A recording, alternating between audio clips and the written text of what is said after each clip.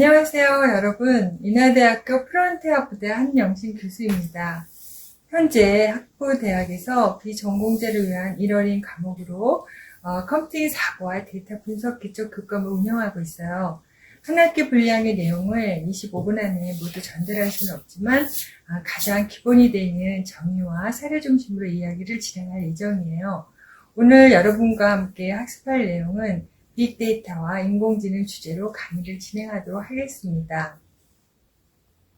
목차는 다음과 같아요. 파트 1 빅데이터와 인공지능에서는 데이터의 역사 및 변천, 빅데이터의 개념, 빅데이터 특성, 또 빅데이터 분석 사례를 알아보고 빅데이터의 가치와 우리 이 기술이 내 미래에 어떤 영향을 줄 수 있는지를 생각해보는 시간을 가지면 좋을 것 같습니다. 파트 2 머신러닝에서는 머신러닝의 개념 또 학습 과정을 사례 중심으로 알아보고 비전공자를 위한 머신러닝 체험인 티처블 머신에 대해서 살펴봅니다. 파트 3에서는 빅데이터 기반 AI 활용을 우리 학생들의 프로젝트를 예시를 통해서 알아보는 시간을 갖도록 하겠습니다. 자, 그럼 인공지능 기반 빅데이터에 대해서 이야기해 볼까요? 먼저 여러분들 데이터의 역사에 대해서 한번 살펴보면 처음으로 숫자가 기록된 유적이 기원전 18,000년 아프리카에 발견된 동물의 뼈인데요. 그 이후 기원전 2300년의 중국 인구조사, 기원전 2200년 이집트 최초의 토지조사라든지 그 다음에 594년 기원전 그리스의 조세조사, 그런 기록된 데이터는 인구, 토지 등을 포함한 국가 데이터였어요. 그 당시에는 국가 통치 도구 또는 경제 활동을 위해서 데이터를 기록했다고 합니다. 그러면 한국에서 데이터 역사로는 전환시대 때 낙랑군, 현도군의 인구수 기록, 삼국유사 때 고려 3 등호제, 조선시대 때 실시한 태조의 호적 제도와 인조의 병역 목적의 호적 신고 의무화 제도가 있었는데요.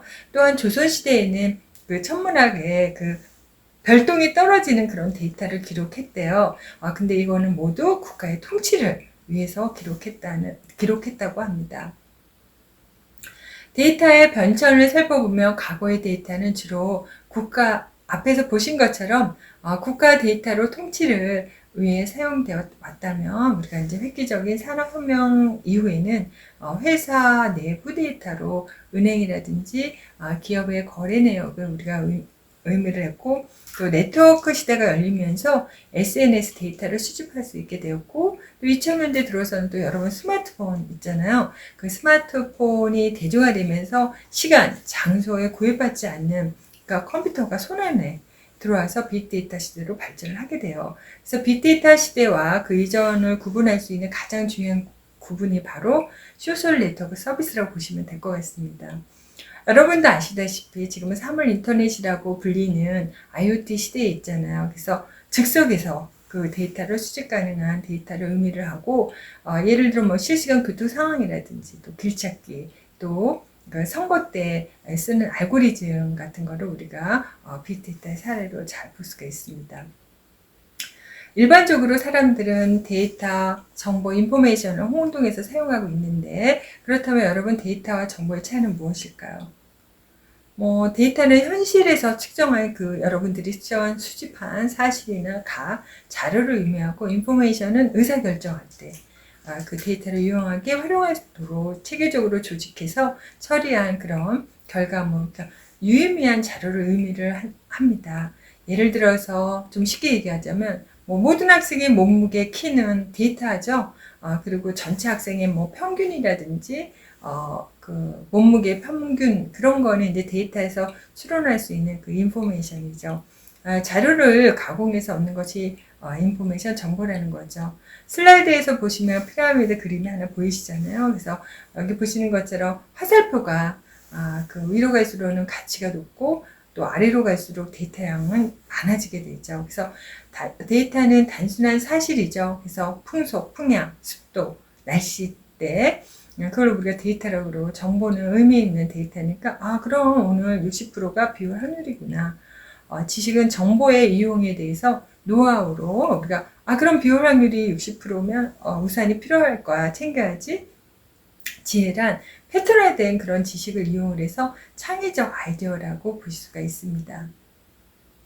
자, 그럼 이번에는 ICT 발전에 따른 데이터의 변화 방향에 대해서 살펴보는데, 이 그림은 여러분 좀 자주 보셨을 거예요. 빅데이터에서. PC라든지 인터넷이라든지 모바일 기기의 확산으로 데이터가 기하급수적으로 증가함에 따라서 우리 인류는 데이터 홍수 현상에 직면하게 됐잖아요. 그래서 뭐 디지털 정보량이 증가하고 대규모 데이터가 중요 이슈로 떠오르고, 여기서 이제 빅데이터라는 개념이 등장하게 됐는데, 이런 그 빅데이터 등장과 함께 또 우리가 ICT에 따른 데이터에 대한 정의가 변화하고 있는데, 데이터 규모 또한 엑사바이트에서 뭐 지타바이트 규모로 굉장히 증가하고, 데이터 요령도 정형화된 것, 또 비정형화 데이터로 변화를 하고 있고, 또 이러한 변화에 따라서 우리가 데이터 특성도 변화를 하고 있는 추세라고 보시면 될 것 같습니다. 여러분, 그러면 빅데이터란 무엇일까요? 여기서 보시는 것처럼 다양한 형태의 데이터의 그 대량의 데이터로 기존의 데이터 관리 기법으로 다루기 어려운 그런 데이터를 우리가 일컫는 용어라고 할 수 있습니다. 기존의 데이터에 비하면 그 규모가 방대하고 생성 주기도 짧고, 또 형태도 수치 데이터뿐 아니라 문자, 영상 데이터를 포함하는 그런 대규모 데이터를 말하는데, 여러분이 이제 그 일상생활에서 접하게 되는 트위터, CCTV, 영상, 정보 등 하루에 수십 테라바이트가 이제 그 데이터가 나날이 생성되고 있고, 비행기가 한번 이착륙하는 데 있어서 테라바이트 이상의 데이터가 생성된다고 합니다. 아까 보신 것처럼 데이터 유형은 뭐 관계형 데이터, 엑셀 같은 정형화된 거, 이런 표에서 보시는 그런 정형화된 데이터, 또 이미지, 동영상, 또 음성, SNS와 같은 비정형 데이터를 나누고, 빅데이터 특징은 5V로 나타낼 수 있는데, 첫 번째 데이터량, 얼마나 많은 데이터가 있는지, 또 데이터의 생성 속도, 새로운 데이터가 또 얼마나 빨리 생성되는지, 데이터의 다양성, 그 다음에 데이터의 정확성, 또 가장 중요한 데이터의 가치, 데이터가 얼마나 가치가 있는지를 의미하게 되는 거죠.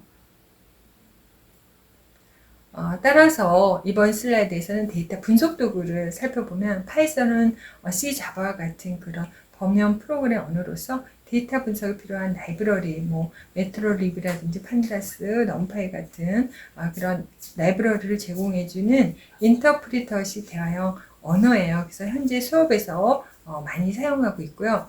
R 같은 경우에는 뭐 초기에 통계 처리를 주목적으로 개발되었지만, 지금은 데이터 특성을 조사하거나 기계학습 알고리즘을 그런 구현하거나 결과 시각화 등에 많이 쓰고, 또 SAS, 또 SPS는 기업이나 대형 기관에서 널리 사용되고 있는 통계 처리 패키지라고 보시면 될 것 같습니다. 그러니까 매틀랩 같은 경우는 여러분 아시겠지만 그래프용으로 많이 쓰이잖아요. 그래서 공학 분야에서 널리 사용되고, 또 수치 데이터를 다루기에 편리한 도구예요. 여러분 많이 하시는 엑셀 등도 데이터 분석에 이용하고 있습니다. 그러면 빅데이터 기반 마케팅의 성공사를 살펴보면, 전 세계에서 가장 빅데이터 활용을 많이 하는 그런 기업이 어디예요, 여러분? 구글이죠. 구글 번역에서 인공지능을 접목해서 언어 장벽을 허물고 있잖아요. 이용자로부터 매우 다양한 정보를 수집을 하고, 또 검색어 추천 또는 광고 아이디, 또 유튜브 영상 추천에 활용하고 있잖아요. 또 큰 회사가 아마존이죠. 그런 방대한 물류 창고 운송 시스템에 인공지능을 적용을 해서 이용자의 관심에 따라 제품을 추천하는 알렉사, 또 아마존 프라임, 아마존 고 등 점점 사업을 확장하고 있어요. 또 스타벅스 코리아 같은 경우는 날씨, 지역, 소비자의 취향 등을 파악해서 메뉴 추천 시스템을 개발해서 맞춤 추천을 통해서 매출이 증가했고, 또 코카콜라 같은 각종 코카콜라는 각종 SNS에서 사람들의 자사, 타사, 탄산음료에 대한 탄산음료에 대한 언급을 우리가 분석해서 공격적인 마케팅에 활용을 하고 있어요. 이번 시간에는 여러분들과 함께 인공지능, 머신러닝, 딥러닝 개념에 대해서 살펴보도록 하겠습니다. 특히 빅데이터 분석 기법 중에서 머신러닝 학습 과정에 대해서 알아보도록 하겠습니다. 자, 여러분 이 문제를 한번 생각해 보시기 바랍니다. 계산기, 그 다음에 한글 맞춤법 자동 교정 프로그램 중 인공지능 기술이 들어가지 않는 프로그램을 한번 찾아보세요. 자, 정답은? 네, 맞아요. 계산기죠. 계산기 프로그램은 명령어에 따라서 프로그램이 동작하는 것이고, 한글 맞춤법 자동 교정 프로그램은 한글 문법과 같은 수많은 데이터를 학습시켜서 머신러닝 프로그램을 만들 수 있습니다. 머신러닝 프로그램을 이용해서 한글 문법이 틀리면 조언을 해줄 수 있고, 이렇게 한글 문법 자동 교정 프로그램을 만들기 위해서 수많은 한글 문법과 관련된 데이터가 필요하고 학습이 이루어져서 프로그램을 만들어줄 수 있습니다. 인공지능은 인간의 지능을 컴퓨팅 기기처럼 기계를 이용해서 지능을 일정 수준으로 가능하게 한 것인데요. 인공지능 관련해서 인공지능, 머신러닝이라는 용어들이 지금 많이 널리 사용되고 있는데 이들 간의 관계를 그림과 같이 포함 관계로 나타낼 수가 있습니다. 그림에서 보시는 것처럼 인공지능이 가장 넓은 개념이고요. 머신러닝은 빅데이터 기반으로 학습을 통해서 성능을 높이며 딥러닝은 머신러닝의 한 종류로 볼 수 있는데 특징은 인공 뉴런들을 여러 층 레이어로 연결한 인공신경망 기법입니다. 여러분들은 초등학교 때 친구들과 함께 스무고개 놀이를 하셨을 텐데요. 경험이 있으실 텐데요. 만약에 철수와 영희가 스무고개 놀이를 한다고 합시다. 자, 영희는 사자를 생각하고 있었어요. 그런데 철수는 정답과 관련된 핵심되는 질문을 효율적으로 해야 빠른 시간에 정답을 맞힐 수가 있습니다. 그래서 철수야, 내가 동물을 한 마리 생각하고 있는데 알아맞혀 볼래? 혹시 바다에 사는 동물이니? 아니. 다리가 4개니? 응. 몸집이 크니? 응. 그럼 호랑이구나? 아니, 난 사자를 생각했어. 지금 철수와 영의 그 스무고개 놀이는 머신러닝 기법 중 결정트리 기법이라고 합니다. 이번 장에서는 인공지능의 핵심 기술 중 하나인 기계학습, 머신러닝에 대해서 알아보도록 하겠습니다. 여러분, 머신러닝이란 무엇일까요? 컴퓨터가 학습을 한다는 것인데 여기서 학습한다는 것은 수많은 데이터를 사용을 해서 어떤 작업을 하는 모델을 만들어내는 과정, 즉 어떤 작업을 분류, 예측하는 것입니다. 카네기 멜론 대학의 톰 미첼 교수는 머신러닝이라는 저서에서 만약 컴퓨터 프로그램이 특정한 태스크를 수행할 때 성능만큼 개선되는 경험을 보이면 그 컴퓨터 프로그램은 태스크와 성능에 대해 경험을 학습했다라고 할 수 있다라고 정의를 했습니다. 여러분들이 이해하기 쉽게 설명하면 머신러닝이란 주어진 문제를 해결하기 위해서 사람이 직접 프로그램을 개발을 해서 컴퓨터에게 제공하는 것이 아니라 컴퓨터가 문제를 해결하기 위해서 스스로 프로그램을 개발하고 개선시키는 것을 연구하는 학문 분야라고 합니다. 머신러닝이 필요한 이유는 기존의 문제들은 사람이 직접 코딩을 해서 컴퓨터로 하여금 정답을 듣도록 합니다. 그러나 다음과 같은 문제들의 경우에는 수많은 많은 사진 중에서 여러분들이 자신의 얼굴을 찾아내는 문제, 또 여러분들이 매일 사용하는 이메일 중 스팸 메일을 골라내는 문제, 또 인터넷 쇼핑몰에서 여러분들이 원할 것 같은 상품을 추천하는 문제. 자, 여러분들이 이와 같은 문제를 해결하기 위해서 컴퓨터 프로그램을 이제 개발한다고 하면 어떨까요? 자, 여러분들은 여러 변수들이 많아서 매우 어려울 것입니다. 프로그램을 다 개발했어도 추후 발생되는 그런 변수들이 많아서 매우 어려울 텐데요. 변수들의 입력에 대해서 해답을 제공하지 못할 수도 있어요. 그래서 컴퓨터들이 스스로 학습해서 처리하는 것이 바로 머신러닝이라고 생각을 하시면 될 것 같습니다. 그렇다면 기계는 어떤 방식으로 학습을 하면 학습하는 걸까요? 머신러닝 학습 단계는 데이터 수집 단계, 데이터 탐색 단계, 학습 알고리즘 선택 단계, 훈련 단계, 평가 단계, 매개 변수 조정 단계, 예측 단계인 7개의 단계로 구성됩니다. 이 단계들을 이해하기 위해서 여러분들은 다음과 같은 문제를 한번 생각해 봅시다.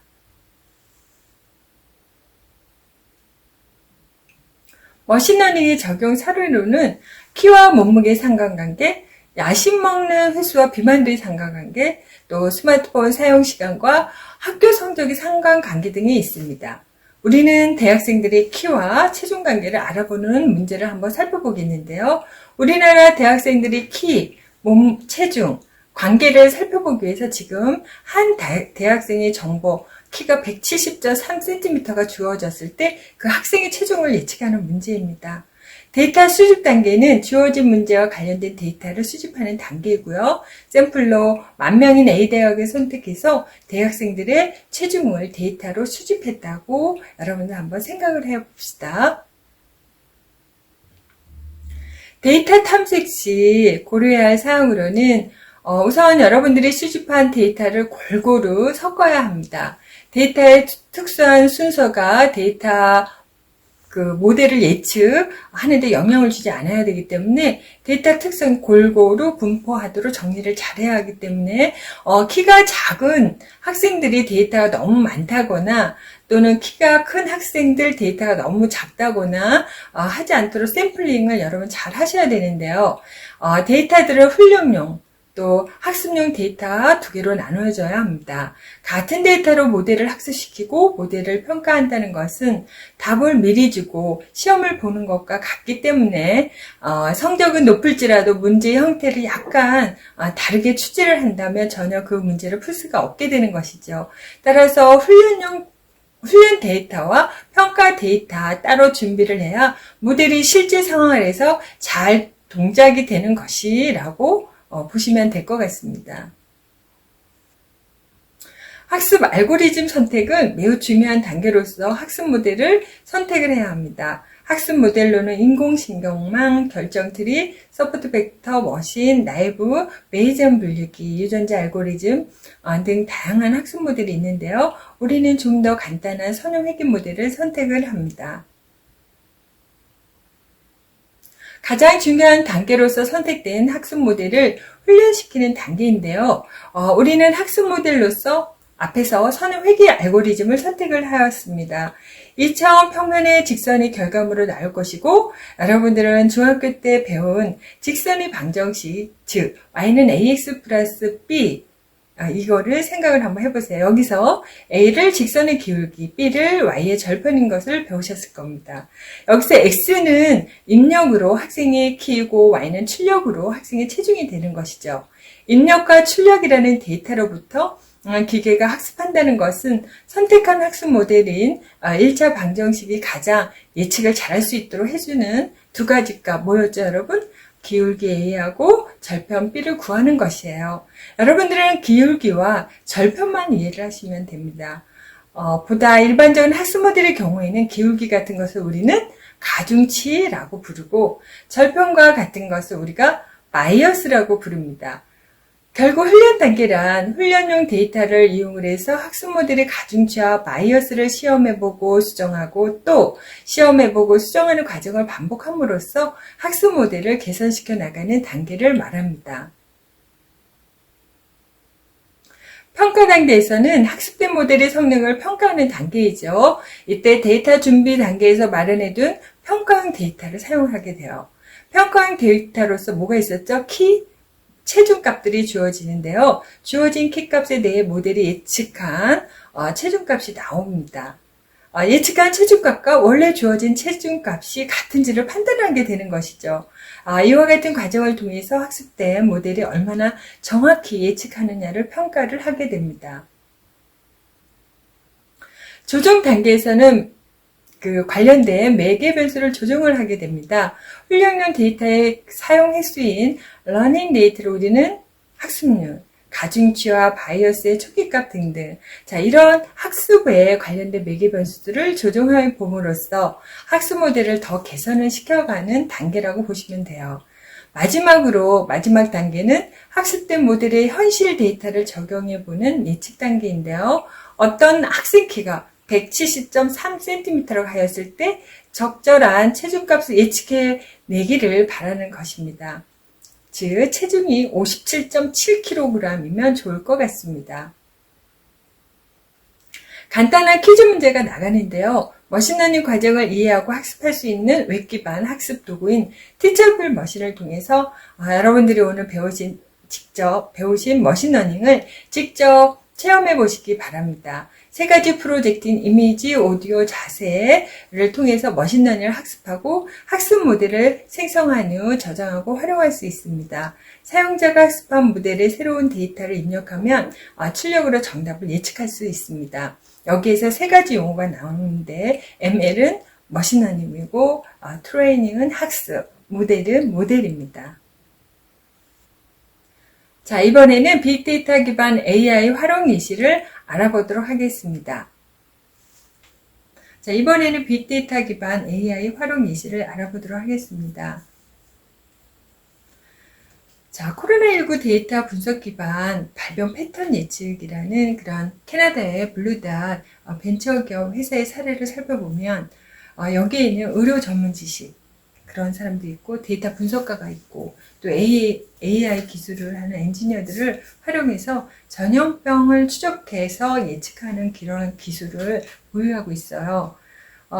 여기는 항공권 발권 데이터를 분석을 해서 감염된 사람의 예상 경로를 그림에서 보시는 것처럼 파악을 해서 중국 우한에서 방콕, 또 서울, 대만, 또 도쿄 등의 코로나19 감염자를 정확하게 분석을 했어요. 그래서 사람들이 감염병에 대한 반응으로부터 수집된 그런 데이터 소스를 활용을 해서 숨겨진 패턴을 찾아서 질병 확산까지 예측할 수 있는 그런 기술을 개발을 한 대단한 회사입니다. 배달의 민족이나 625와 같은 그런 음식 배달 라이더들의 관리 및 물류 유통 서비스를 제공하는 부릉 다 아시죠? 빅데이터를 기반으로 해서 인공지능 분석을 통해서 음식점으로부터 고객에게 가장 빠른 시간 내에 배달 가능한 라이더를 매칭해 주거나 다수의 물류를 유통해야 하는 상황에서 어떤 물품은 어디에 먼저 그런 배달할지 등을 결정하는 모델로 활용하고 있습니다.